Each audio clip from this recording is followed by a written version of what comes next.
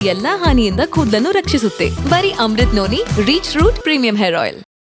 ಇನ್ನು ಪೊಲೀಸರಿಗೆ ಶಾಸಕ ಹರೀಶ್ ಪೂಂಜಾ ಧಮಕಿ ಕೇಸ್ಗೆ ಸಂಬಂಧಪಟ್ಟಂತೆ ಪೊಲೀಸ್ ವಿಚಾರಣೆ ಎದುರಿಸಿದಂತಹ ಹರೀಶ್ ಪೂಂಜಾ ಇವರನ್ನ ವಶಕ್ಕೆ ಪಡೆದುಕೊಳ್ಳಲಾಗಿತ್ತು.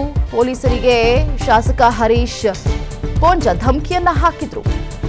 ಅವರನ್ನ ವಶಕ್ಕೆ ತೆಗೆದುಕೊಳ್ಳಲಾಗಿತ್ತು. ಪೊಲೀಸರ ವಿಚಾರಣೆಯನ್ನ ಎದುರಿಸಿದ್ದಾರೆ ಹರೀಶ್ ಪೂಂಜಾ. ನಿನ್ನೆ ರಾತ್ರಿಗೆ ಬೆಳ್ತಂಗಡಿ ಬಿಜೆಪಿ ಶಾಸಕ ಹಾಜರಾಗಿದ್ರು. ಸತತ 45 ನಿಮಿಷಗಳ ಕಾಲ ವಿಚಾರಣೆಗೆ ಹಾಜರಾಗಿದ್ರು.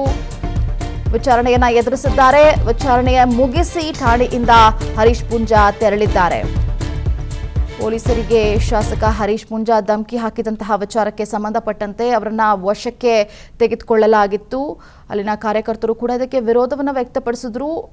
ಆದರೆ ಅವರನ್ನ ವಶಕ್ಕೆ ತೆಗೆದುಕೊಂಡು 45 ನಿಮಿಷಗಳ ಕಾಲ ಒಂದು ವಿಚಾರಣೆಯನ್ನ ಮಾಡಿದ್ರು. ಆ ಸಂದರ್ಭದಲ್ಲಿ ವಿಚಾರಣೆಯನ್ನ ಎದುರಿಸಿದ್ದಾರೆ. ನಂತರ ಅವರು ತೆರಳುತ್ತಿರುವಂತಹ ದೃಶ್ಯವನ್ನ ಕೂಡ ನಾವು ಅದನ್ನ ಗಮನಿಸ್ತಾ ಇದ್ದೀವಿ. ಇನ್ನ ಕಾನೂನುಬದ್ಧವಾಗಿ ವಿಚಾರಣೆಗೆ ಹಾಜರಾಗಿದ್ದಾರೆ ಅನ್ನುವಂತಹ ಮಾತುಗಳು ಕೇಳಿ ಬರ್ತಾ ಇದೆ. ಇದೇ ರೀತಿ ಪೊಲೀಸರು ಬಂದು ನೋಟಿಸ್ ಅನ್ನ ಕೊಡಬಹುದಿತ್ತು. ನೋಟಿಸ್ ಅನ್ನ ಕೊಟ್ಟಿದ್ರೆ ಆ ಒಂದು ವಿಚಾರಣೆಯನ್ನ ಎದುರಿಸ್ತಾ ಇದ್ರು. 100-200 ಪೊಲೀಸರ ಜೊತೆ ಬರುವ ಅಗತ್ಯ ಇರಲಿಲ್ಲ ಅಂತ ಹೇಳಿ ಬೆಳ್ತಂಗಡಿಯಲ್ಲಿ ಬಿಜೆಪಿ ಶಾಸಕ ಸುನೀಲ್ ಕುಮಾರ್ ಕೊಟ್ಟಿರುವಂತಹ ಹೇಳಿಕೆ ಇದು. ಈ ವಿಚಾರವನ್ನ ನಾವು ಇಲ್ಲಿಗೆ ಬಿಡುವ ಪ್ರಶ್ನೆಯೇ ಇಲ್ಲ.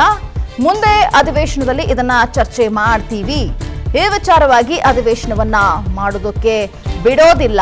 ಬೆಳ್ತಂಗಡಿಯಲ್ಲಿ ಬಿಜೆಪಿ ಶಾಸಕ ಸುನೀಲ್ ಕುಮಾರ್ ಕೊಟ್ಟಿರುವಂತಹ ಹೇಳಿಕೆ ಇದು. ನೋಟಿಸ್ ಅನ್ನ ಜಾರಿ ಮಾಡಿದ್ರೆ ನಾವು ಒಂದು ವಿಚಾರಣೆಯನ್ನ ಎದುರಿಸ್ತಾ ಇದ್ರು.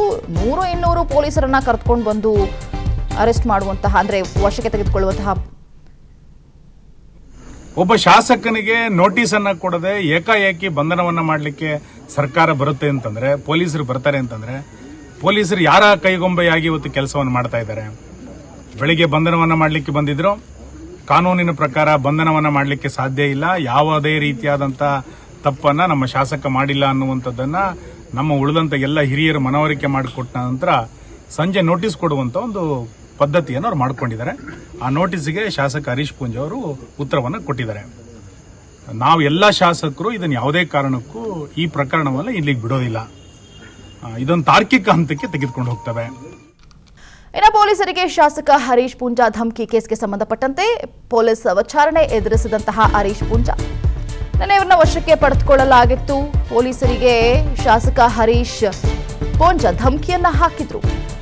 ಅವರನ್ನ ವಶಕ್ಕೆ ತೆಗೆದುಕೊಳ್ಳಲಾಗಿತ್ತು. ಪೊಲೀಸರ ವಿಚಾರಣೆಯನ್ನ ಎದುರಿಸಿದ್ದಾರೆ ಹರೀಶ್ ಪೂಂಜಾ. ನಿನ್ನೆ ರಾತ್ರಿಗೆ ಬೆಳ್ತಂಗಡಿ ಬಿಜೆಪಿ ಶಾಸಕ ಹಾಜರಾಗಿದ್ರು. ಸತತ 45 ನಿಮಿಷಗಳ ಕಾಲ ವಿಚಾರಣೆಗೆ ಹಾಜರಾಗಿದ್ರು. ವಿಚಾರಣೆಯನ್ನ ಎದುರಿಸಿದ್ದಾರೆ. ವಿಚಾರಣೆಯ ಮುಗಿಸಿ ಠಾಣೆಯಿಂದ ಹರೀಶ್ ಪೂಂಜಾ ತೆರಳಿದ್ದಾರೆ. ಪೊಲೀಸರಿಗೆ ಶಾಸಕ ಹರೀಶ್ ಪೂಂಜಾ ಧಮಕಿ ಹಾಕಿದಂತಹ ವಿಚಾರಕ್ಕೆ ಸಂಬಂಧಪಟ್ಟಂತೆ ಅವರನ್ನ ವಶಕ್ಕೆ ತೆಗೆದುಕೊಳ್ಳಲಾಗಿತ್ತು. ಅಲ್ಲಿನ ಕಾರ್ಯಕರ್ತರು ಕೂಡ ಇದಕ್ಕೆ ವಿರೋಧವನ್ನು ವ್ಯಕ್ತಪಡಿಸಿದ್ರು. ಆದರೆ ಅವರನ್ನ ವಶಕ್ಕೆ ತೆಗೆದುಕೊಂಡು 45 ನಿಮಿಷಗಳ ಕಾಲ ಒಂದು ವಿಚಾರಣೆಯನ್ನ ಮಾಡಿದ್ರು. ಆ ಸಂದರ್ಭದಲ್ಲಿ ವಿಚಾರಣೆಯನ್ನ ಎದುರಿಸಿದ್ದಾರೆ. ನಂತರ ಅವರು ತೆರಳುತ್ತಿರುವಂತಹ ದೃಶ್ಯವನ್ನ ಕೂಡ ನಾವು ಅದನ್ನ ಗಮನಿಸ್ತಾ ಇದ್ದೀವಿ. ಇನ್ನ ಕಾನೂನುಬದ್ಧವಾಗಿ ವಿಚಾರಣೆಗೆ ಹಾಜರಾಗಿದ್ದಾರೆ ಅನ್ನುವಂತಹ ಮಾತುಗಳು ಕೇಳಿ ಬರ್ತಾ ಇದೆ. ಇದೇ ರೀತಿ ಪೊಲೀಸರು ಬಂದು ನೋಟಿಸ್ ಅನ್ನ ಕೊಡಬಹುದಿತ್ತು.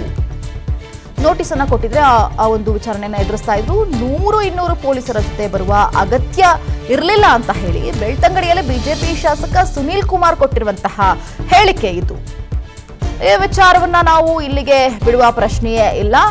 ಮುಂದೆ ಅಧಿವೇಶನದಲ್ಲಿ ಇದನ್ನ ಚರ್ಚೆ ಮಾಡ್ತೀವಿ.